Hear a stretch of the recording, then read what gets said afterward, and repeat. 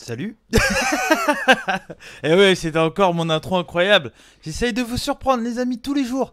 Dès que je vais faire une review, paf, nouvelle intro, on invente. Bon, c'est pas facile parce que je dois mettre lecture et après faire le truc. Donc c'est pas facile comme je fais pas de montage. Mais voilà, j'essaye de d'innover. Là, il y avait une petite rotation de la chaise, regard fixe à la caméra. Je sais que ça fait un peu flipper.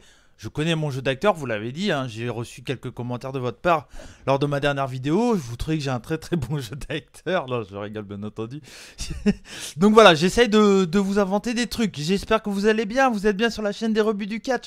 Je suis Cody McLeod et c'est un plaisir de vous retrouver pour un nouveau journal du G1, la review du jour 5 et 6. Et oui, je sais faire 5 et 6. Voilà, 5 et 6, je suis bien cadré. Je m'en excuse, là je suis un peu trop haut, mais c'est pour que après, quand je passe en mode journal du D1, en mode review, tac, que la caméra soit bien. Donc voilà.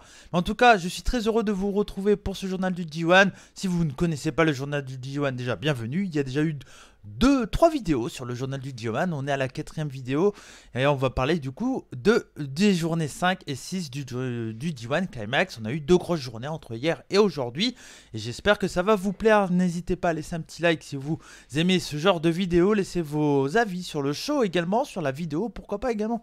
Si vous avez des trucs à me dire, allez, par exemple, dire ah, Cody, je sais pas, tu parles trop, tais-toi un peu. N'hésitez pas à me dire tout en restant poli bien entendu. Mais voilà, si vous aimez, n'hésitez pas également à le dire, ça fait toujours plaisir. Voilà, on perd pas de temps, on part direct en mode review. Paf, voilà, avec le superbe overlay de l'ami Minou. Et voilà, donc déjà un grand bravo à elle encore une fois. Je sais qu'il y a certains d'entre vous qui l'ont signalé, qui trouvaient ça très joli. Donc voilà, on fait un gros bisou à Minou et on la remercie pour son boulot qu'elle fait sur la chaîne. Niveau design et pas que, hein, voilà, elle fait plein d'autres trucs sur la chaîne, bien entendu. On va aller très très vite parce que j'ai pas envie que cette vidéo dure 50 minutes voire 1 heure. Donc du coup, le premier match de la journée 5, c'était Kenta contre Lance Archer. Kenta qui avait 4 points, il avait eu 2 victoires déjà dans ce D1 Climax. Et Lance Archer également qui avait déjà eu 2 victoires. Hein. Will Ospreay, un gros match, et contre Bad Luck Fale également. Donc voilà, donc c'était pour un premier combat de cette journée, c'était un gros combat entre deux catcheurs invaincus. Moi j'ai trouvé, alors j'ai vu que certains d'entre vous sur le Discord des rebuts du catch, hein, d'ailleurs n'hésitez pas à le rejoindre, le lien est dans la description si vous y êtes pas déjà. J'ai vu certains d'entre vous qui ont dit que Kenta, pour eux, était pas trop applaudi, qu'il n'y avait pas trop d'applaudissements pour lui. Moi, j'ai trouvé que comparé à ce qu'il a eu aux États-Unis, c'était différent, mais en tout cas au Japon, dans la journée d'avant, je sais plus où c'était exactement au Japon, j'ai trouvé qu'il a eu quand même beaucoup plus d'applaudissements par le public de Tokyo. Voilà, j'ai trouvé qu'il y avait un truc quand même qui était assez intéressant. Alors c'était bien jusqu'au moment où Lance Archer arrivait. Lance Archer, je sais pas qu'est-ce qui lui arrive, mais il est over de ouf. C'est incroyable ça, je sais pas comment ça se fait, le public l'adore. Mais il est vraiment très très populaire. Et franchement, voilà, quand on le voit in ring, il est très impressionnant et tout. Ça peut se comprendre qu'il soit applaudi malgré que c'est un gros heel, hein, quand même, hein, mine de rien. Mais voilà, c'était quand même du 50-50, même si, bah, mine de rien, le public était quand même plus attiré l'ami Lance Archer. Après que Kenta a pris l'avantage avec ses coups, voilà, il prend l'avantage assez rapidement dans le combat avec ses coups de poing, coups de pied. Hein, c'est sa force de Kenta, c'est un gros striker, il nous l'a prouvé contre Tanahashi. Archer veut faire un chokeslam sur Kenta, de la prendre vers l'extérieur, mais il y a les Young Lions du LA Dojo qui étaient là. Parce que pour la première fois, il n'y a pas que les Young Lions japonais, il y a aussi les Young Lions du LA Dojo. Ça les permet de catcher en début de carte dans les matchs par équipe et tout, c'est super cool de découvrir des nouveaux catcheurs, donc ça fait plaisir. Et il y a les Young Lions qui sont à l'extérieur du ring qui disent à Lance Archer non, non, non, non, tu le jettes pas, nous on reste là, machin. Lance Archer il s'en bat les reins, il le prend, il le fait un chokeslam quand même sur les Young Lions, et là les Young Lions l'interceptent et ne tombent pas. Et ça j'ai trouvé trop cool, j'ai été assez surpris, je pensais qu'ils allaient tomber en domino, hein, comme dans leur habitude on va dire, hein. Ils sont assez fragiles les Young Lions généralement, et là ils tiennent, donc je fais waouh. Et là Lance Archer il prend il va un peu plus, il prend de la longueur on va dire sur l'apron, il va un peu plus loin, il court sur l'apron et il fait une grosse Swanton Bomb sur tout le monde. Et là bah bien sûr les Young Lions avec Kenta dans leurs bras, bah ils lâchent. Et du coup, voilà, ça fait un gros strike de la part de Lance Archer. C'était quand même très très cool, un très bon move. Voilà, c'était vraiment un super spot. J'ai adoré ce spot. Il y a eu un super contre de Kenta sur la soumission de Archer. Où vous savez, hein, la grosse soumission de Archer, c'est que Archer prend la tête comme ça du mec et puis il le fait. Pour le moment, il n'a jamais fait abandonner quelqu'un, mais il le fait immobiliser au sol. Du coup, il y a un 2-3. Là, si je m'en souviens bien, parce que bon, c'était hier que j'ai vu le show, Lance Archer fait la soumission comme ça, et puis je crois que Kenta le contre et lui fait une clé de bras derrière. C'était un très bonne soumission de la part de Kenta. Il est vraiment fort là-dedans, hein. Voilà, c'est une de ses spécialités aussi avec les strikes. Il y a eu un go to zip contré avec la soumission de Archer à nouveau. Donc il y avait Kenta qui avait Lance Archer en position de go to zip qui le portait, hein. Kenta, il a quand même une sacrée force mine de rien. Et Lance Archer l'a contré en lui mettant la main direct sur le crâne. Il y a eu un powerbomb de Archer, un gros nearfall. Voilà, un bon nearfall comme moi personnellement. Je les aime. Et il y a Kenta qui finit le match avec un espèce de STF. Je sais pas vraiment ce que c'était cette prise. Pour moi, c'était un STF. Voilà. Donc la prise un peu que portait John Cena à un moment. Voilà, je trouvais vraiment très cool. Assez impressionné que Kenta arrive à faire abandonner Lance Archer. Mais voilà, c'était vraiment très plaisant. Un super match. Je trouve que les deux hommes ont confirmé leur bonne performance dans ce G1. Voilà, une belle victoire. Un bon match assez équilibré. Victoire de Kenta qui déroule. Kenta qui domine ce bloc... comment dire, A, voilà. Et franchement, c'est très cool. Je viens de penser, j'ai oublié de caler le classement final. Je m'en excuse, vous l'aurez pas. Mais si je dis pas de conneries, Kenta est premier avec un autre catcheur. Je vous le dirai au moment venu. Mais voilà. Mais en tout cas, c'était un très bon match. J'ai pas dit que c'était un match à voir. Mais ça reste un match quand même sympa. Si vous avez un peu le temps, voilà, je peux vous le conseiller, mais je ne l'ai pas noté parce qu'il y a quand même beaucoup mieux dans ce G1 Climax. C'était quand même un match plutôt cool. Ensuite, on enchaîne avec Evil contre Sanada, les deux frères de Los Ingobernables de Japón. Et c'était un match que j'attendais beaucoup parce que voilà, j'aime beaucoup les guerres fraternelles, on va dire, généralement, quand il y a soit des frères qui se rencontrent, soit des grands amis depuis très longtemps, qui sont en équipe depuis très longtemps. Et là, c'est un peu les deux réunis parce qu'ils sont dans un clan, dans une faction, LEG. Et puis, c'est un peu deux frangins, entre guillemets. Ils sont soudés depuis très longtemps ensemble. Et voilà, ils ont été plusieurs fois champions par équipe. Ils ont gagné la Tag League. Enfin voilà, ils ont quand même une grande carrière en équipe. Et donc, je crois que c'était la première fois qu'ils se rencontraient en 1 contre 1. Peut-être que je dis une connerie, en tout cas dans ces circonstances-là, hein. Peut-être qu'ils se sont rencontrés avant, quand Evil avait son autre personnage. Je sais pas, peut-être que je dis une connerie. Si c'était pas la première fois, n'hésitez pas à me mettre ça dans les commentaires. Alors du coup, qu'on pensait que le match allait commencer avec un signe de respect. Voilà, moi je me disais, ils vont se respecter, tout ça. Il y aura un check et tout au début, le fist bump, tout ça. Et non, Sanada a directement attaqué Evil. Et il a directement essayé son moonsault, hein, en hommage à Kijimuto, son moonsault qui lui fait perdre beaucoup de matchs. Mais Evil, voilà, d'entrée de jeu, esquive et roule un peu à l'extérieur pour calmer un peu Sanada. Lui dire, c'est moi qui fais le rythme du match, c'est pas toi. Donc voilà, donc ça j'ai trouvé très cool. Sanada qui a envie de gagner, hein. Il a perdu son dernier combat contre qui il était, je ne sais plus. Non, pas contre Okada. Je sais plus contre qui il était. J'oublie très vite. Il y a tellement de combats, je sais plus qui a eu fait un match contre qui. Je m'en excuse. Mais en tout cas, voilà, c'était. Il avait envie vraiment de gagner, peu importe que ça soit Evil en face. Donc ça, j'ai trouvé vraiment très cool. Les deux hommes se connaissent tellement bien. Ils se contrent tous leurs prises. Et ça, j'ai trouvé ça super bien. Ils ont même essayé tout le long de faire les prises de l'un, de l'autre. Et Evil a même réussi à porter le Paradise Lock à Sanada. Je crois que c'est la première fois qu'on voit Sanada depuis qu'il est à fond sur le Paradise Lock.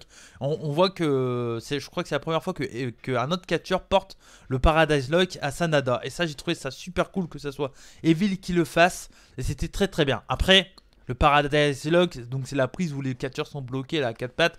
Elle est con comme prise. Elle est débile. Elle est pas du tout crédible. Je pense que les mecs, ils peuvent s'échapper.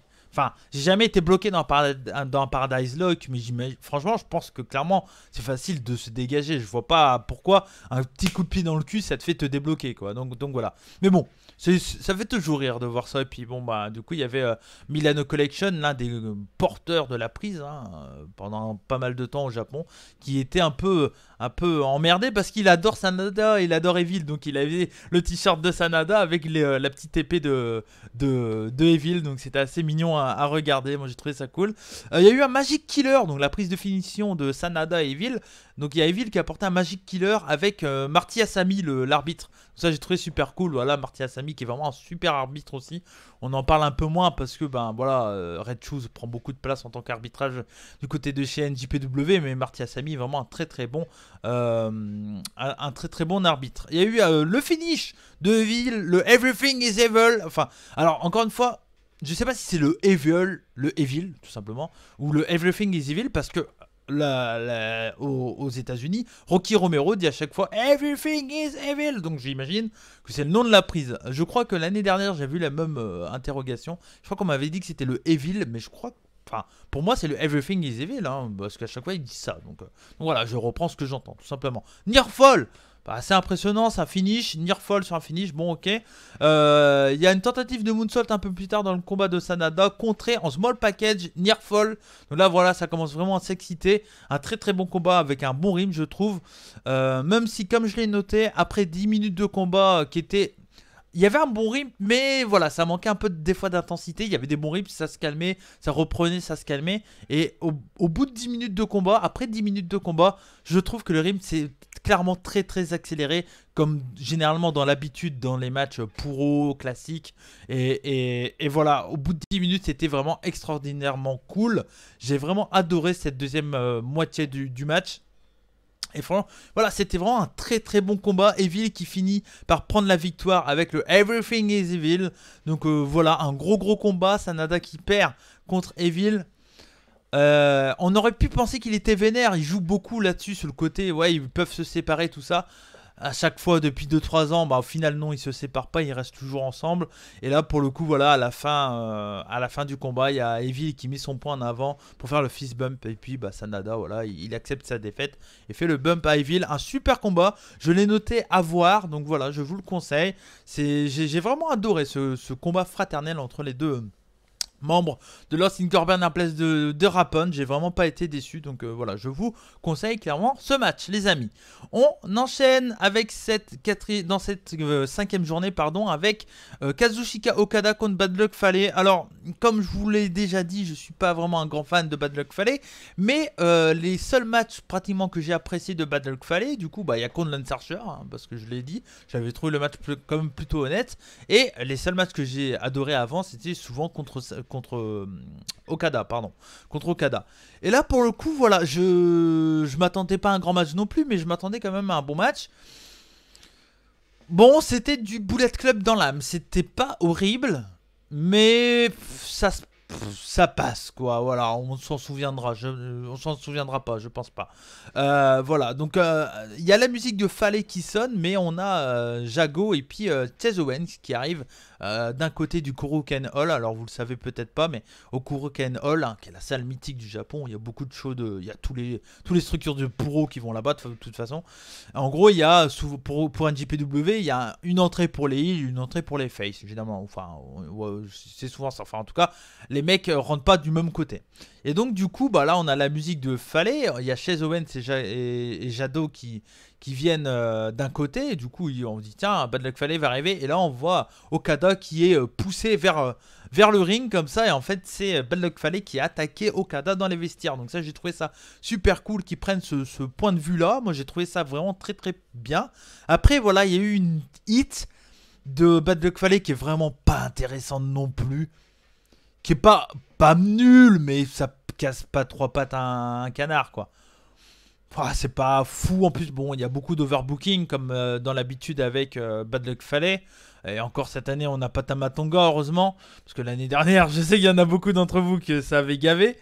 Et donc voilà, bon, il y a beaucoup d'interventions, tout ça. Bon, c'est long, c'est vraiment pas ouf non plus, mais bon, ça se regarde, mais faut être un peu réveillé, parce que si on est un peu fatigué, je pense qu'on doit faire des enfin voilà, des micro-siestes pendant ce combat. Mais bon, voilà, fallait s'en douter. Badal Fale, c'est un gros heal dominant, donc voilà, hein, ça fait partie de son personnage. Alors qu'il allait porter son Rainmaker, l'ami Okada, pour revenir un peu dans le combat, tout ça, il y a Fale qui chope Red Shoes et qui chope Red Shoes et qui envoie Red Shoes vers Okada. Et là, il y a une intervention. Du coup, il y a Ref Bump. Hein, Red Shoes est un peu KO. Intervention du Bullet Club. Et au final, quand Red Shoes revient un peu en forme, Okada fait un small package rapide, surprise pardon, à Bad Luck Fale. Et du coup, victoire sur small package de Okada. Bon, voilà, on oubliera. C'était pas un match extraordinaire. Mais bon, voilà, il fallait le faire.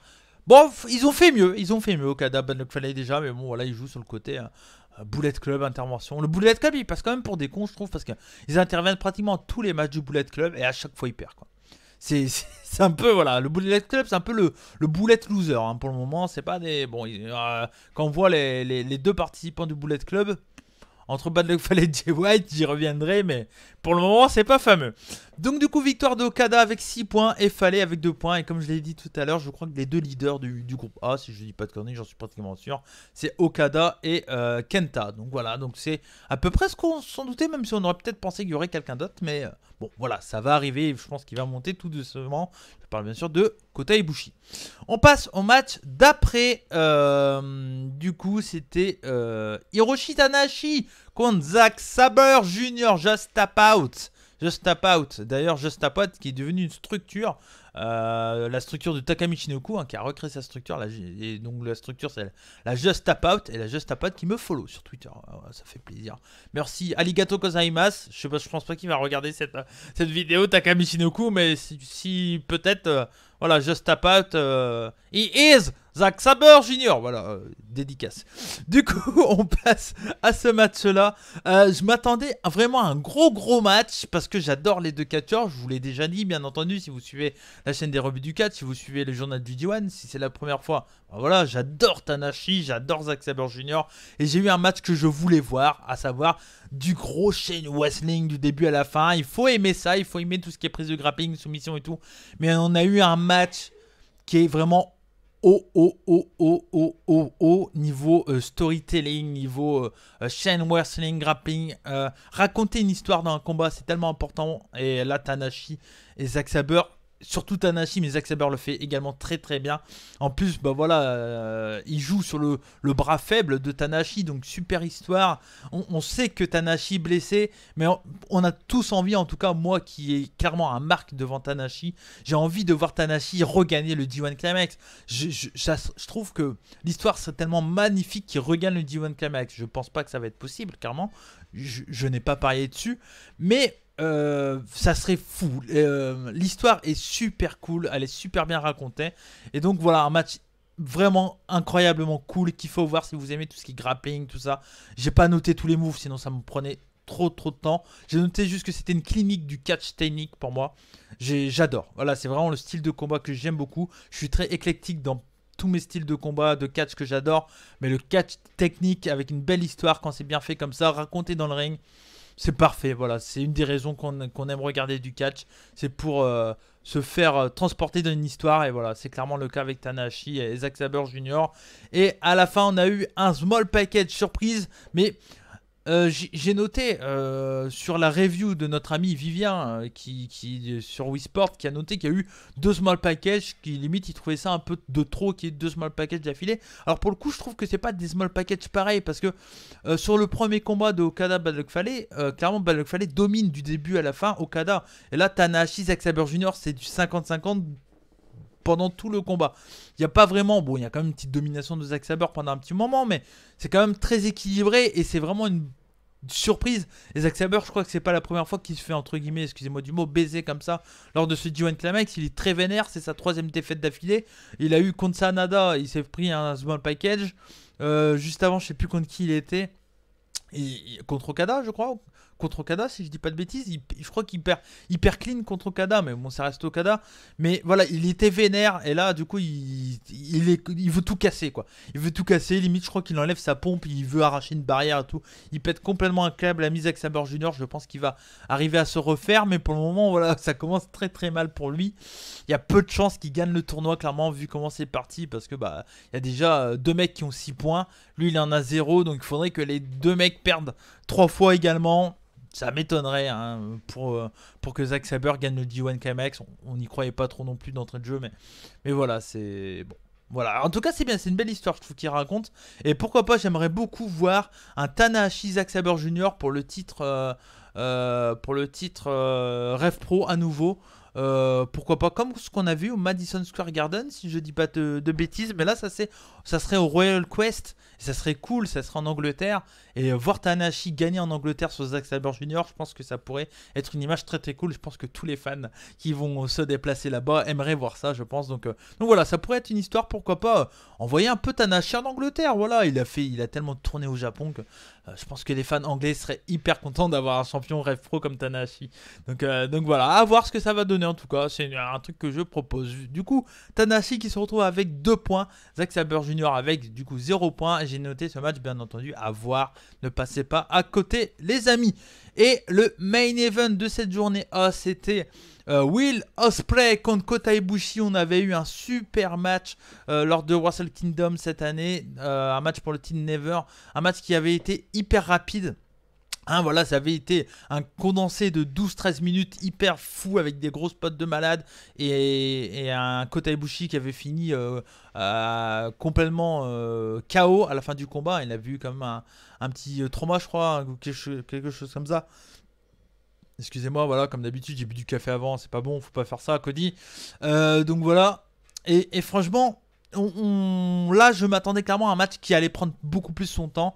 Et oui, voilà, on a eu ce combat peut-être qu'on aurait voulu voir au G1 Climax, un match avec beaucoup de temps et tout, mais voilà, au Wrestle Kingdom, pardon. Mais là, on l'a eu, voilà, au G1 Climax. Ils ont pris leur temps. Alors, ils jouent vachement sur le côté que Will Ospreay est blessé. Hein, vous le savez sûrement si vous suivez le G1. Will Ospreay a pas catché lors des matchs par équipe. Il était blessé, je pense que c'est vrai. Et je pense qu'ils work un peu le truc aussi pour dire, voilà. Ospreay perd, mais il n'est pas à 100%. Et donc, parce que c'est quand même le champion junior. Hein, c'est pas Jackie Moumout, quoi. Donc voilà, c'est le champion junior. Jackie Moumout. C'est le champion junior. Donc c'est quand même assez important de pas qu'il perde tout et qu'il passe pour un con, quoi, parce qu'il a quand même un gros titre sur ses épaules. Donc voilà, je pense que aussi ils vont jouer là-dessus pour dire bon bah il perd mais il n'est pas à 100%. C'est une des raisons. Mais et du coup. Ils jouent là-dessus et ça se voit.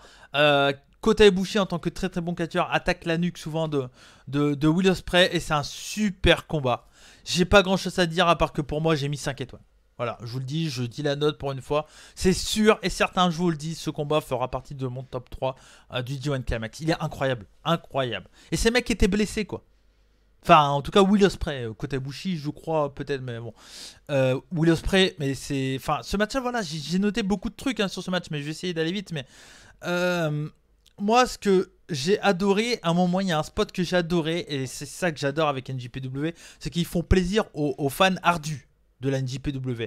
À chaque fois, quand il y a des rematchs, ce genre de trucs, ils te placent des spots qui ont soit marché dans le premier match, ou soit pas marché dans le premier match, et ils te les remettent. Et en fonction de ce que ça a fait dans le premier, bah c'est l'inverse dans le deuxième, par exemple. Et c'est ce qu'ils avaient fait également super bien dans la grande rivalité entre Kenny Omega et Kazuchika Okada. Hein. N'hésitez pas à aller voir la vidéo que j'avais sortie sur Okada contre Omega un an après. Juste avant Dominion de cette année, voilà, j'avais sorti une vidéo sur cette rivalité là où je vous explique un peu tout ça. Si vous n'avez pas vu, n'hésitez pas à aller la voir. Je vous mettrai un petit truc là, vers là-bas, là. Enfin vers là-bas. Vous voyez dans le coin à gauche de la vidéo, il y aura un truc info à cliquer pour voir la vidéo si vous l'avez pas vue. Après celle-là, bien entendu. Donc voilà, c'est ce que j'avais expliqué et donc là, Ospreay essaye de refaire le coup qui avait fait gagner, qui lui avait fait gagner le titre Never à Wrestle Kingdom. Et là, ce coup-là, cette fois-ci, contré. Il y a un Boumaillé de Kota Ibushi, donc Boumaillé qui est tout simplement le Kinshasa de Shinsuke Nakamura.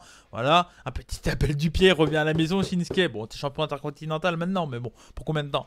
Voilà, donc, voilà, c'est un petit hommage qu'ils aiment bien faire.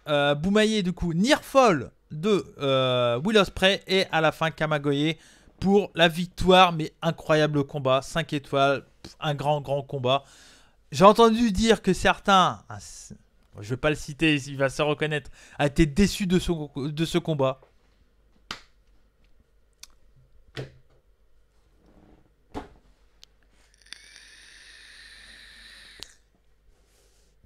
Je sais pas. Enfin, je dis tout le temps, oui, il faut accepter, tout le monde n'aime pas les mêmes trucs et tout. Bien sûr, tout le monde n'aime pas les mêmes trucs. Mais là, quand même, putain, merde. Oh, putain, quand j'ai lu ce commentaire, je fais, mais non, mais... Enfin, je respecte ses avis à cette personne. Je vais le nommer, c'est Wingreen. Je respecte ses avis.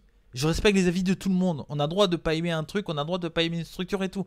Putain, ce match-là, quand même, c'est peut-être, enfin pour moi, c'est l'un des meilleurs matchs que j'ai vu cette année. J'ai adoré ce combat.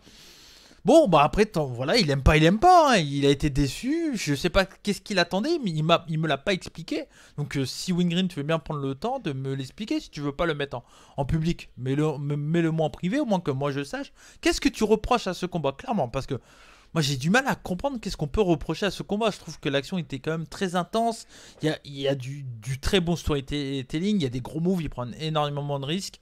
Et voilà, il y a de l'intensité. Il y a du suspense. On ne sait pas qui peut gagner ce combat. Enfin, voilà. Moi, j'ai vraiment pas été déçu. Si vous ne l'avez pas vu, ne passez surtout pas à côté. C'est le match à avoir, clairement, entre Will Ospreay et Kota Ibushi. Donc voilà pour cette journée 5. Et on va passer directement à la journée d'aujourd'hui. Donc ça s'est passé il y a exactement à peu près, même pas, il y a une heure, même pas. Et donc le premier match était Shingo Takagi contre Taichi. Les deux ont 2 points. Taichi a également, Shingo a 2 points et Taichi a également 2 points. Connaissant toute la malice de Taichi, Shingo directement attaque Taichi. Il perd pas de temps, il se dit, pour moi il se dit, Takagi se dit, bon voilà, je sais que Taichi va en profiter, va faire en sorte que le match dure, et voilà, il va gagner du temps. Moi je l'attaque directement, donc même avant que la cloche sonne, paf, Shingo Takagi intelligemment attaque Taichi, ça j'ai trouvé ça super bien. Taichi arrive quand même à lui échapper, mais Shingo va le chercher. Voilà, Shingo ne laisse pas Taichi prendre son temps. Il veut le combat, Takagi, et ça c'est super cool. Franchement, j'ai vraiment bien aimé ce tout début de combat, et voilà, c'était intense. C'était intense. Il voulait la bagarre. J'y reviendrai quand je parle de bagarre. Comme d'habitude, Taichi utilise Miyo Abe, sa manageuse, pour échapper à Shingo. Et là, du coup, Shingo remonte dans le ring après que Red Shoes lui a dit remonte dans le ring. Mais là, Miyoabe continue à parler à Red Shoes. Et du coup, derrière, Taichi en profite pour lui mettre un coup de micro à Shingo Takagi. Ensuite, on a droit à une brawl, à une hit de Taichi, des plus habituels, on va dire. Et Shingo reprend le match en main, avec grâce à sa force, clairement. C'est l'une des grosses forces. Désolé du jeu de mots entre guillemets, de Taichi, c'est sa force. Il est hyper puissant malgré sa petite taille. Et ça, voilà, ils en jouent beaucoup et ça, j'aime beaucoup personnellement. Taichi, quand même, revient dans le match avec un très bon kick. Et là, il enlève son froc. Et vous savez ce que ça veut dire si vous suivez les rebuts du catch et le journal du G1 depuis le début de cette série. Taichi en slibard, c'est le traquenard. Non, mais voilà. Taichi en slibard, c'est cool. Et tout de suite, il y a de l'intensité. Il a un point en moins en slibard. Quand il est en froc, il est un peu lent. Il prend son temps, tout ça. Mais dès qu'il se met en slip, direct, voilà. C'est le Taichi compétition. Et ça, j'aime beaucoup. Et encore une fois, à partir de là, je trouve le match super cool. Ça bouge beaucoup. Un gros rimt. Taichi nous sort des kicks. Mais très cool, quoi. Des spinning kicks, tout ça, mais très bien placé, bien derrière la nuque, très bien, ça claque super bien. très propre. Il y a des gros moves, voilà. Il y a Shingo Takagi qui fait une de ses prises signature. Je crois que c'est même son finish, si je dis pas de conneries. Je crois que c'est le Last Ride of the Dragon. Et là, il y a un near fall de Taichi. Je me dis, putain, ils vont faire gagner Taichi contre Shingo encore. C'est Shingo qui a quand même eu une grosse défaite contre Juice Robinson. Bon, voilà. Merde. Enfin, bon. Voilà, quoi. Je dis, bon, va falloir voir. Et là, en fait, non, near fall, du coup, ouais, de Taichi. Derrière, il y a un last ride de Taichi, near fall encore de Shingo Takagi. Donc voilà, ça s'excite vraiment.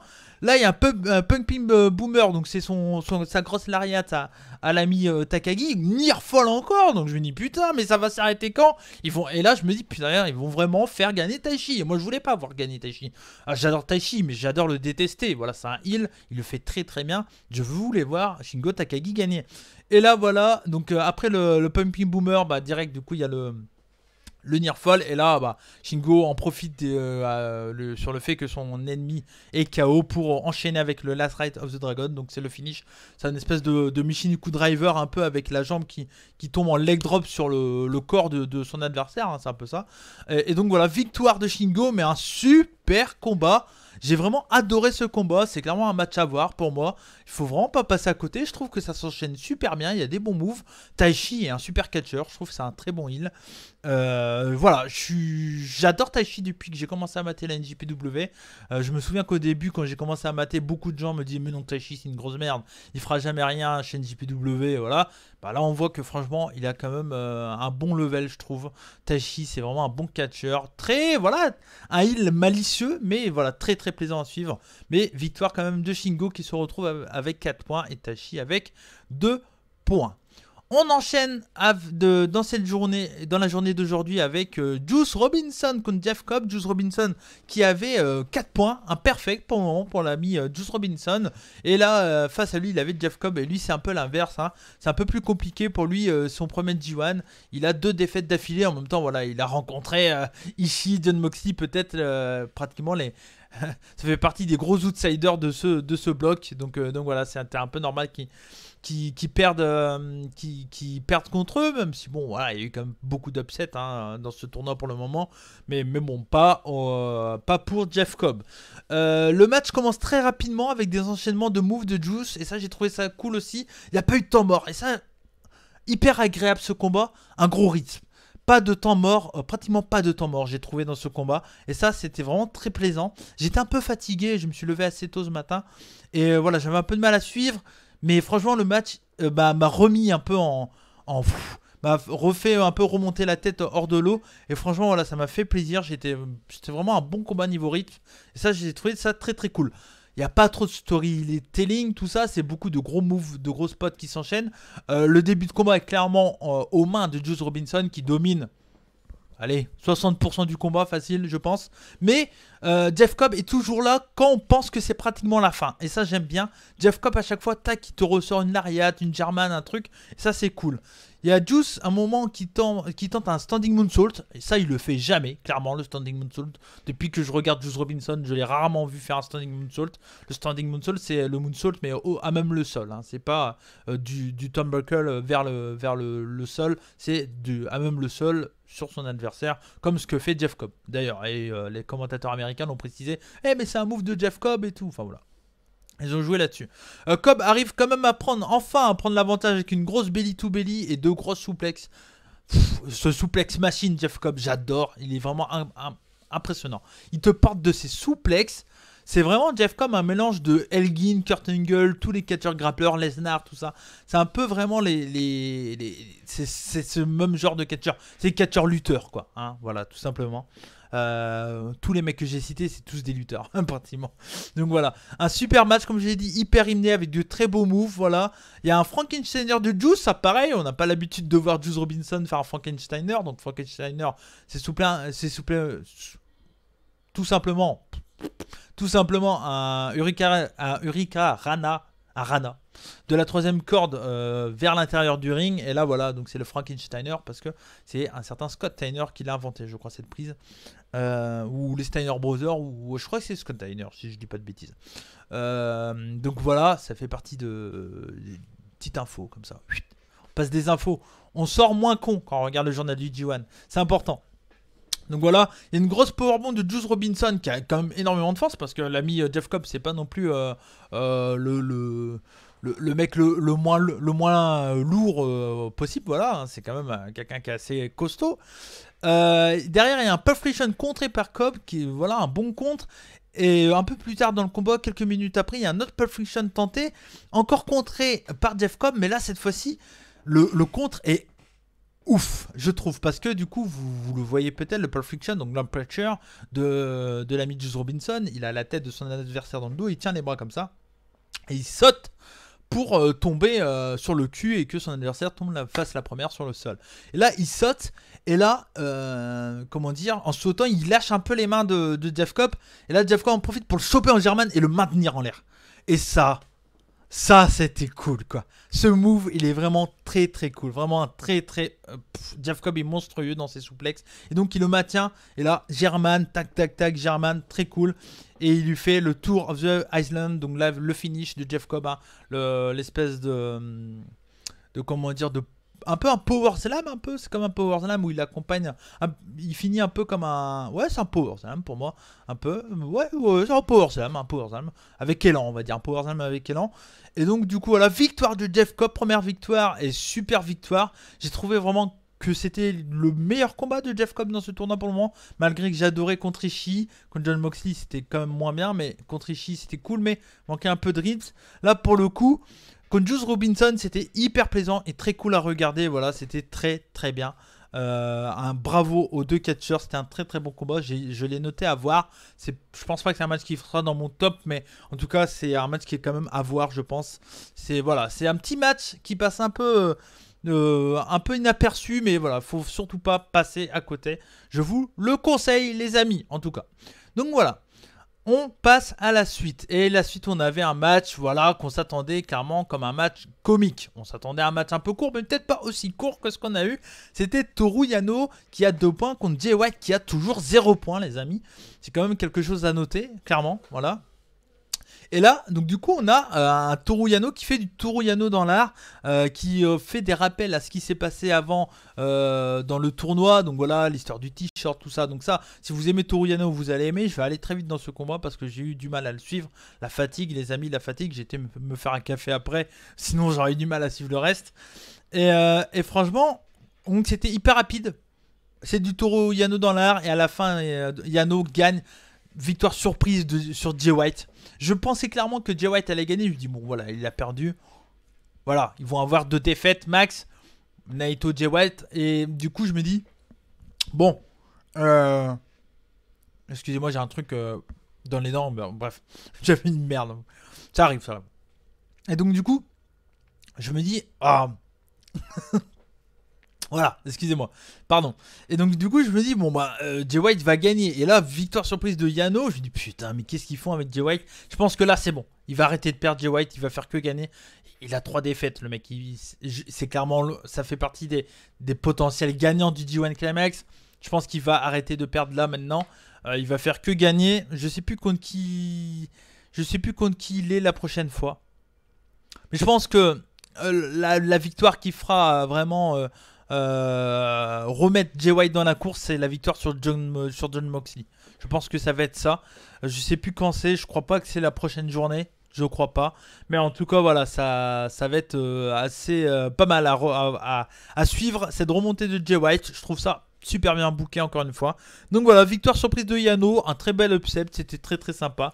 Et puis bah voilà, il y avait un Rocky Romero qui se marrait parce qu'on sait la storyline entre le Bullet Club et Chaos. Donc voilà, c'était très très bien. Ensuite, on enchaîne avec Hiroki Goto contre Tetsuya Naito. Je vais aller très très vite les amis sur ce combat parce que clairement, c'est un super match de Puro. J'ai pas grand chose à dire, je trouve que ça bouge très bien. C'est de l'habituel entre Hiroki Goto et Naito. Goto est vraiment en très très grande forme, je trouve. Ça faisait très longtemps que je l'avais pas trouvé aussi intéressant. Naito qui est toujours aussi cool à suivre, aussi tranquillo. Voilà, il prend un peu son temps et tout, mais même si clairement Goto d'entrée de jeu il a dit bon bah, moi je suis pas là pour déconner. Il avait le t-shirt du LA Dojo, hein, je vous l'avais dit, et d'entrée de jeu il étrangle carrément Naito avec le t-shirt en disant bon bah mec, moi je suis là pour gagner, je suis pas là pour perdre cette fois-ci. Mais bon, malheureusement, pour lui, il perd. Mais un super combat, je vous le conseille. Un gros rythme. Je trouve que ça s'arrête jamais dans ce combat. Et ça, j'adore. J'ai trouvé vraiment le rythme de tous les matchs très très bon dans cette journée. Il n'y a aucun où je me suis fait un peu chier. Voilà. Et clairement, voilà, c'était très très plaisant à suivre. Donc voilà, j'ai noté ce match à voir, je vous le conseille. C'est un très bon match de Puro, on passe du très très bon temps. Victoire de Naito avec 2 Destino. Voilà, donc il y a eu un premier Destino Nearfall. Après il enchaîne avec un deuxième Destino pour la victoire. Je sais pas si c'est bien de faire ça parce que du coup le Destino c'est moins... Ça fait pas tout le temps gagner le Destino du coup. Bon... Voilà, ça se discute. Après, Hiroki Goto, c'est pas n'importe qui. Donc, c'est aussi l'une des raisons que lui arrive à se dégager du Destino. Mais bon, voilà. En même temps, ça fait quand même pas mal de temps que Naito ne gagne plus avec juste un Destino. Généralement, il en fait au moins 2, 3, 4 pour gagner. Donc voilà. Donc, bon, c'est pas non plus extrêmement choquant, je trouve. Pour Naito, du coup, Naito qui se retrouve avec 2 points et Goto avec 2 points. Et donc, voici ce que j'ai pensé. Je vous l'avais dit, pour moi, Ospreay va gagner contre Okada et Ospreay Okada c'est demain. Attention, il joue sur le fait que Ospreay est blessé et tout. L'upset c'est là. Ospreay va gagner contre Okada, je vous le dis. Et si vraiment ça se fait, je serais très content déjà de 1. Et de 2, ça aussi ça marcherait. Parce que dans le bloc B, pour moi, Naito, parce que là du coup il se retrouve avec une victoire de plus que Jay White. Et pour moi, clairement, le dernier combat de ce bloc B, le dernier main event de ce bloc B, c'est Naito contre Jay White. Obligatoirement ce match là va compter pour quelque chose et je vois pas par exemple je vois pas un truc du style ouais si Naito gagne si Naito perd par exemple c'est Shingo ou John Moxley tu vois. Enfin je pense que ça va jouer entre les deux tu vois, ou peut-être qu'un des deux aura plus rien à perdre mais que l'autre aura quelque chose à gagner peut-être aussi. Mais donc moi je pars sur le délire que pour moi Naito va perdre contre Shingo Takagi pour se retrouver à 3 défaites chacun. Et de là ils vont faire que gagner avec les défaites des autres et tout. Bizarrement il y aura à la fin genre une égalité. John Moxley aura le même nombre de points que les autres. Mais au point de vue des victoires défaites en face à face, il y a un qui passera et l'autre voilà ça va jouer là-dessus. Je pense genre je vois bien John Moxley perdre juste 2 matchs et perdre contre Naito et contre Jay White. Sinon je pense qu'il va tout gagner le reste. Et du coup, il aurait le même nombre de points que pratiquement comment dire que Naito et ah bah non du coup parce que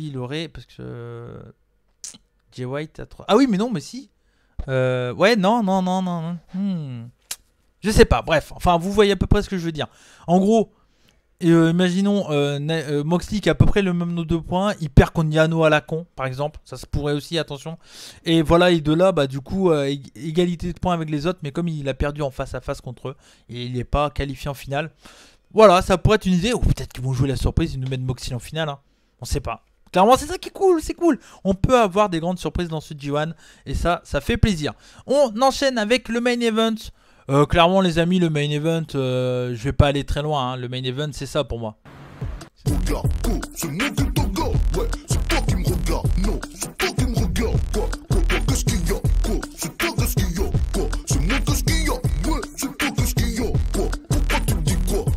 vais avancer un peu, j'ai mal, ça va arriver.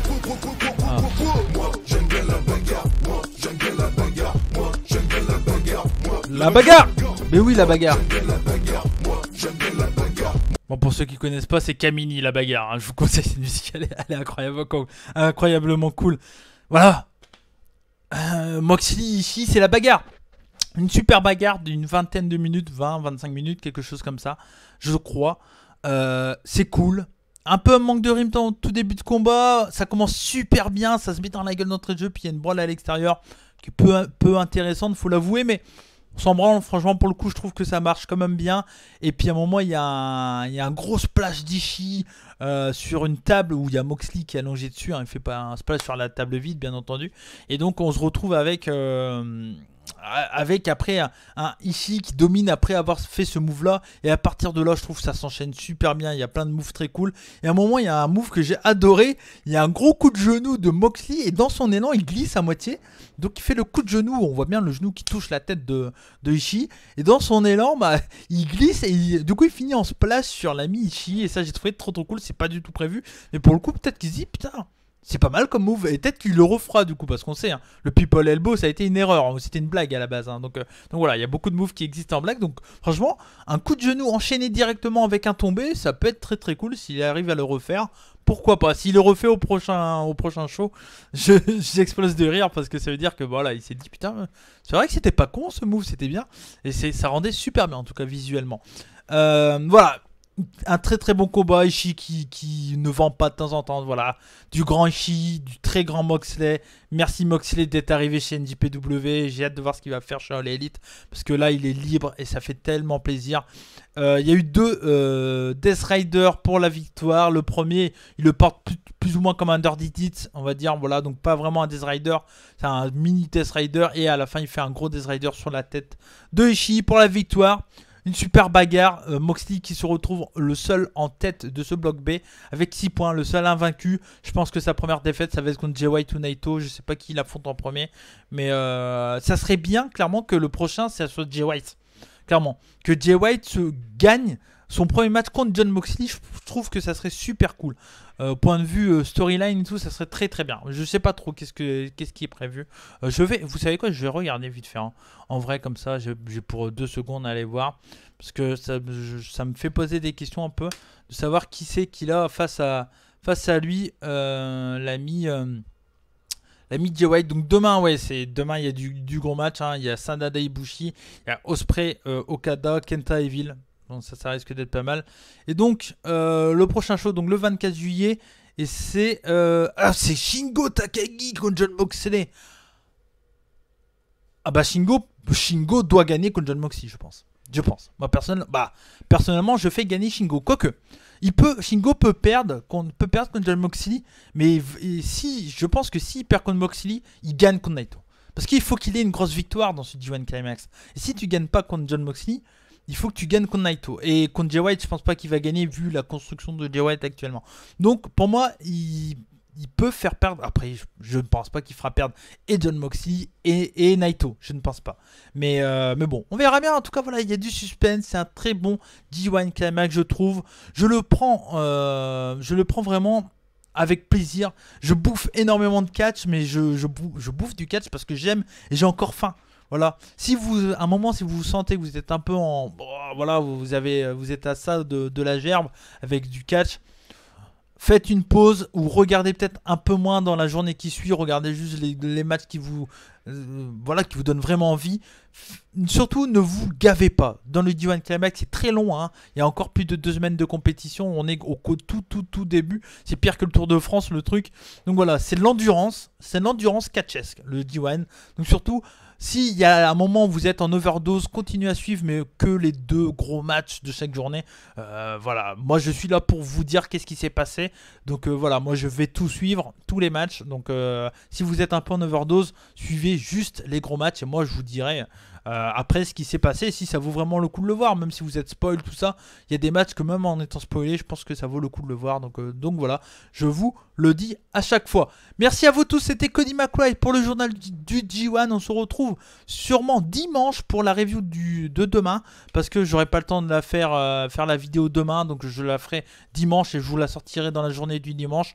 Ça sera la review du journée du 7 du coup, et après la journée 8 c'est que le 24 juillet, donc on aura une bonne pause là, 3-4 jours de pause pour se remettre bien avant la continuité du tournoi. Donc voilà, ça va être très très cool. Merci à vous tous de suivre ce journal du G1 Climax. Pour le moment vous êtes un peu plus nombreux que l'année dernière et ça me fait plaisir. Continuez, n'oubliez pas le partage, le like, c'est très important, le commentaire, ça fait toujours plaisir. Donc voilà, merci à vous tous. Si vous aimez ce que je fais, n'oubliez pas, soutenez-moi en laissant des petits likes et partage un max les amis, je compte sur vous. Je vous fais des bisous, c'était Cody McRae et comme on dit chez nous, Banzai, et surtout, j'aime la bagarre, soyez curieux, ciao.